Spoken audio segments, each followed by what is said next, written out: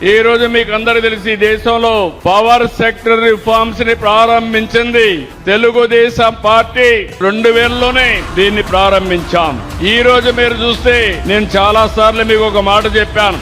రాబోయే రోజుల్లో కరెంటు ఛార్జీలు పెంచనని ఎన్నికల సమయంలో చెప్పాను. చెప్పిన మాట నిలబెట్టుకుంటున్నానా లేదా మీరు ఒకసారి ఆలోచన చేయాల్సిన అవసరం ఉంది.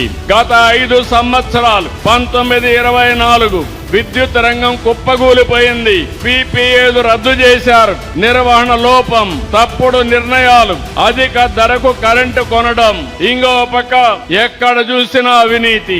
ఇలాంటి అనాలోచిత నిర్ణయాల వల్ల కరెంటు వాడుకోకుండా ఉచితంగా సోలార్ వల్ల కరెంటు వస్తే దాన్ని వాడుకోకుండా క్యాపిటల్ కాస్ట్ మీద 9,000 కోట్ల రూపాయలు చెల్లించే పరిస్థితికి వచ్చారు. ప్రజా ధనాన్ని దుర్వినియోగం చేశారు.